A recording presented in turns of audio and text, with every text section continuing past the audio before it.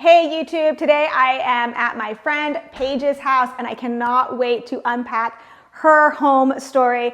Every home has a story and today we're diving into Paige's. My name is Amy Gregory. I am the founder of Powerhouse, brokered by eXp Realty. Let's get into it.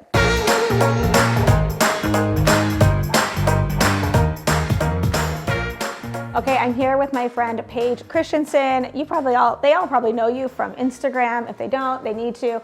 Paige and her husband Ben are like my favorite follow on Instagram because they're always a riot. Paige has a lot of tricks up her sleeves.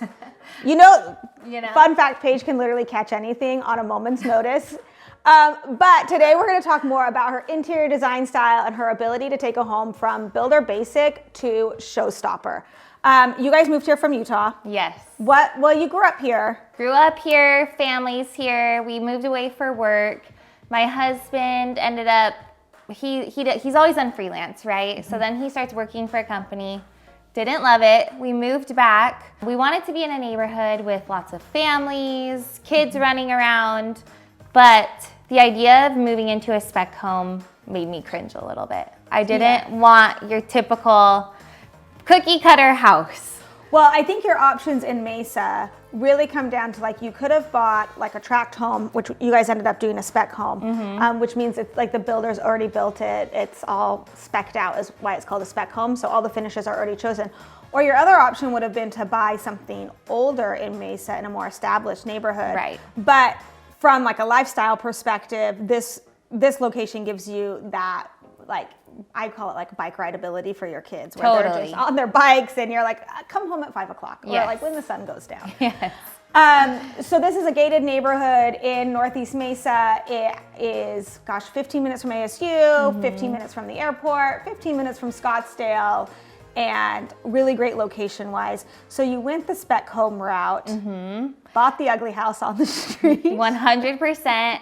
We come in and the house has the wood tile, which wood tile can be really great, but this wood tile, I'm not a huge fan of it though. I mean, if you have a pool. It's personal opinion. I know, but I still wouldn't do wood tile. Yeah. I have vinyl, which almost feels like a 4-letter word to say out loud, but it looks so much better than wood tile in 100%. My opinion. Yeah, I don't love it. Some people love it. So you decided to rip out the tile. Ripped out the tile. That was step one. Step one. How did that go for you? First, we thought my husband could do it, which is not ideal when you're not in that sort of industry. But Ben is a total optimist and I can literally be like, I got this, babe. Yeah, no problem, no sweat. Yes. It is like an actual dust storm of a job. In the cabinets for days, like you just keep finding the powder everywhere for months, basically. But not only that, he tried doing it for a couple days, wasn't ideal. We brought in the troops to then take out the tile, which was a much better route. I do suggest that. Yeah. But you did that before you moved in, right? Yes. Which I think makes all kinds of sense. Like if you're gonna buy a house that you know you're gonna renovate, do some of those things before you move in. Yeah. Because otherwise you're moving twice, basically. So what floors are these? Because they're beautiful. Do you know off the top of your head? Engineered hardwoods? Yeah, that's what those are. Heirloom Provenza is the company. Yeah. Liverpool's the color. But I wanted something just very timeless. Something that was light. Well, it's aged really well. Yes. I think people actually get scared to put wood floors in with a pool. I actually grew up in a home with wood floors and a pool. And it's not as scary as people think. Okay. Really? Yeah. I mean, maybe my mom was just like on us, like, get your wet feet off. I actually do have big memories. Yeah, it's core memories right there. Yeah. Don't come in the house wet. But they've always held up really, really well. So after the wood floors, what was next? Because these, I feel like these were next. These were close. Yeah, actually they really were. We have the wood countertops in the back, then we have our concrete here. I copied you on this. You did? All of a sudden I'm remembering. It's the best compliment. Instagram. Hashtag influenced. No, because you had compound concrete do these, yes? Yes. And I had that countertop in my backyard where my grill is. That was horrible. I mean, it was like that Tuscan travertine tile that I was like, right. Not doing it for you.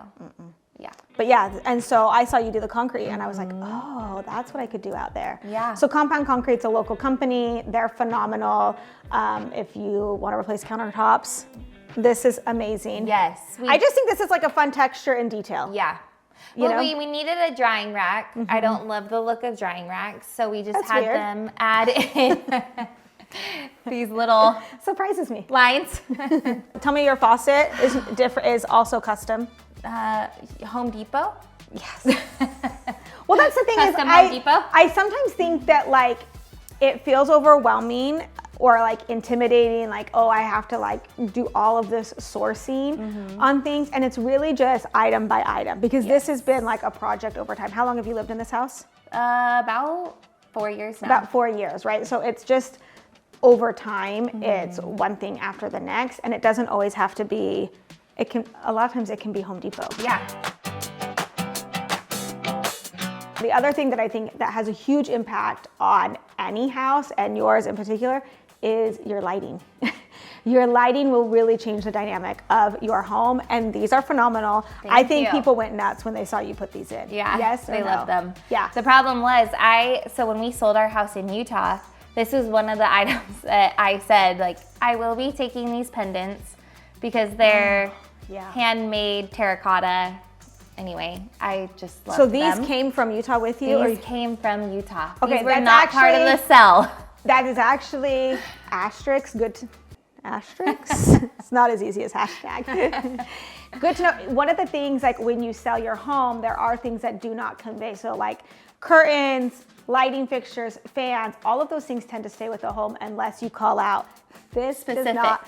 The handmade terracotta light fixtures do not convey, and that has to be like called out ahead of time. Want to break down though your backyard, because I think your backyard area is actually the crown jewel of the space, and part of the reason why you bought we call it the ugly house on the block. House. But it's fine. Don't be afraid to buy the ugly house on the block because you can make it whatever you want. That is like gives you every reason to like tear everything out. You don't even have to feel bad about it. Yeah. But one of the reasons you bought this was for the lot. Yes. Yeah. So let's head out to the backyard. We'll break down Paige's backyard and then we'll go through what, if we were to take something like this to market, what it would run you.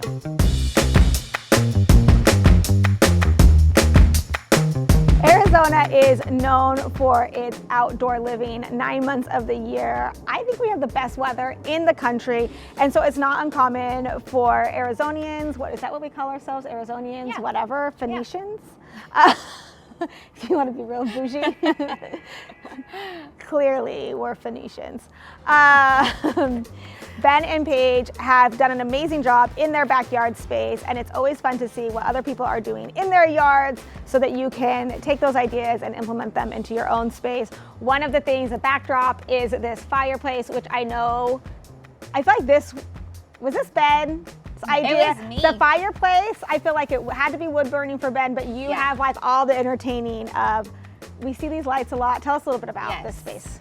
Okay, so we wanted something that was also aesthetically pleasing. I am all about having people over, but also making it look beautiful.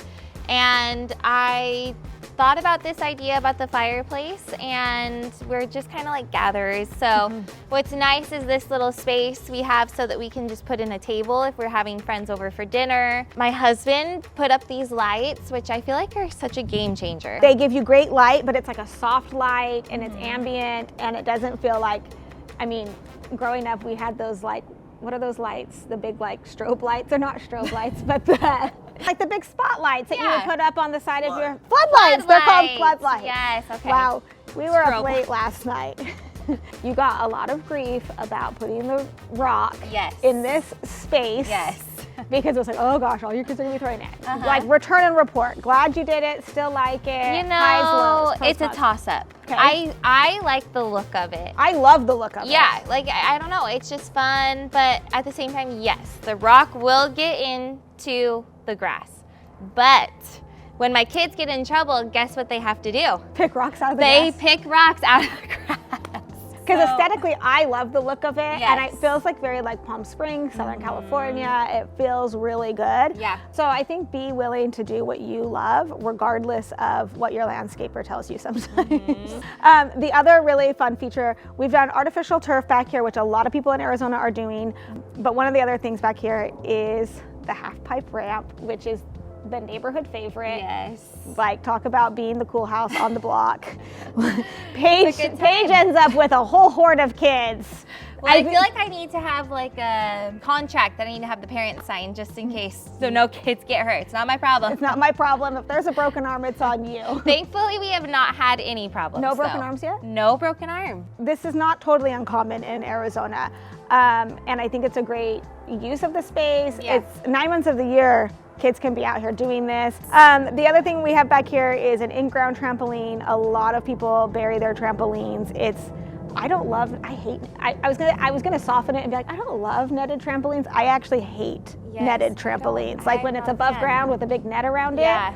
And then when my kids have a net around it, naturally they put a basketball hoop next to it. And then naturally it turns into WWE, and they're gonna jump off the sides, and then they're jumping into the net. Yes. And like I've had the nets like split on them, and my kids fall flat back. Gosh. That was not at our house though. That was at another neighbor's house. One of the other really cool things she's done to her house is she's changed her exterior doors to really give you this great flow between indoor and outdoor living, which is a key aspect of a lot of houses in Arizona, is you want to get that indoor outdoor living, and Paige has done it brilliantly. One of the things we see a lot of people doing is putting in big sliding doors that disappear into the wall. I love Paige's take on this, and you're always willing to like bend the rules when it comes to design and beat to your own drum, and it has huge payoffs. So tell me a little bit about these doors. So we used to have 3 windows in this family room, and it really made the space feel small. Yeah. I didn't love that, and so I was trying to think of something that was different versus your typical doors that you were saying, slide into the wall. And so I had a contractor come over and told him about my idea with these wood doors, replacing the windows, and it was something he said he could do, and I am beyond happy with how it turned out. Okay, did they have to put a header up here for these doors? What's a header? Like a wood beam? Yeah, to like support No. Okay, she's lucky. Because, well, it might have been because you already had windows here. I think we already did, yeah. But sometimes the expense of those big doors is that you have to like install a header up here. So you do need to like have a licensed contractor come and look at it and make sure that structurally the wall can support a door. But I bet you didn't have to, because there are 3, and so you don't have the span of glass all the way across. But these doors, they bring in the wood tone, they bring in a ton of light, and I think it gives like a lot of warmth. So a house like Paige's is sitting around 2,700 square feet. If it were to come to market, you would probably take it to market for about 700, and then I would try and shoot the price up from there. The reason I would bring it at 700 is because a lot of people cap their search at 700. I think you could get 725 or right thereabouts, but I want to capture all those people that are capping their search at 700 and create demand and create a bidding war. That's how you're gonna drive up the price on something like this.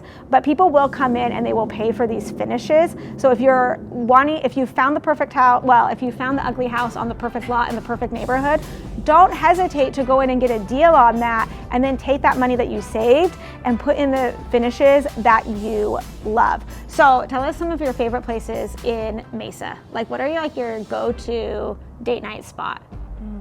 You and Ben are good date nighters. We love date night. Yeah. Every Saturday, date night. Well, it's nice because we are about 10-15 minutes from the river. Yes. From the Salt River. Then you're about 20 minutes from Saguaro Lake, and we love going to the lake. Big lake people.